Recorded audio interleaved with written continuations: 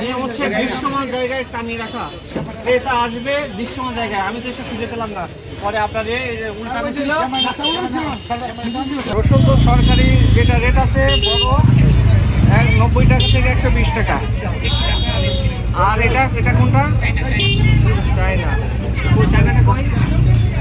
China আছে 2 লক্ষ, তারও বেশি। আমার তো মাত্র আপনাকে দিনকাল শেষ।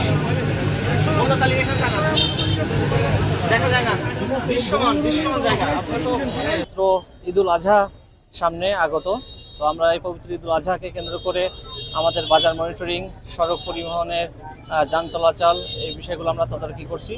তো যেহেতু পবিত্র ঈদুল আজহা, কোরবানির ঈদ, তো এই ঈদকে কেন্দ্র করে যাতে বাজারে মশলার দাম যাতে না বৃদ্ধি পায়, যাতে মশলার দাম সহনীয় পর্যায়ে থাকে বিভিন্ন মশলার, তো সেগুলোর জন্য আমরা আজকে বাজার মনিটরিং করেছি।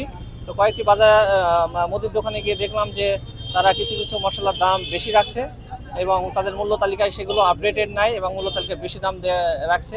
তো আমরা সেগুলো কৃষি বিপণন আইনে আমরা জরিমানার আওতায় নিয়ে এসেছি এবং একই সাথে তাদেরকে সতর্ক করে আসছি, যদি সরকারি যে নির্ধারিত মূল্য আছে তার বেশি নেয় তাহলে আমরা তাদেরকে আইনের আওতায় নিয়ে আসবো এবং সেটি তাদেরকে কঠোরভাবে আমরা সতর্ক করে আসছি। একই সাথে পবিত্র ঈদুল আজহাকে কেন্দ্র করে রাস্তায় যাতে যান চলাচল স্বাভাবিক থাকে এবং মোটরসাইকেল আরোহী যারা আছেন তারা যাতে হেলমেট ব্যবহার করেন সে ব্যাপারে সতর্ক করা হয়েছে এবং তাদের প্রয়োজনীয় কাগজপত্র নিয়ে গাড়িতে রাখার জন্য বলা হয়েছে। আজকের আমাদের এই কসবা পৌরসভার 2টি বাইকে আমরা তাদের হেলমেট কাগজপত্র ছিল না এবং একই সাথে হেলমেট ইউজ করে নাই, গাড়ির কাগজপত্র ছিল না এবং তারা সড়কে যত্রতত্র পার্কিং করে রেখেছিল। তো তাদের 2 জনকে আমরা জরিমানার আওতায় এসেছি, প্রত্যেককে 500 টাকা করে অর্থদণ্ড দেওয়া হয়েছে। তো আমাদের এই কার্যক্রমগুলো এটি চলমান থাকবে, আমরা সকলের সহযোগিতা কামনা করছি। আমাদের বাইকের মোবাইল কোর্টের জরিমানা প্রত্যেকে 500 টাকা করে।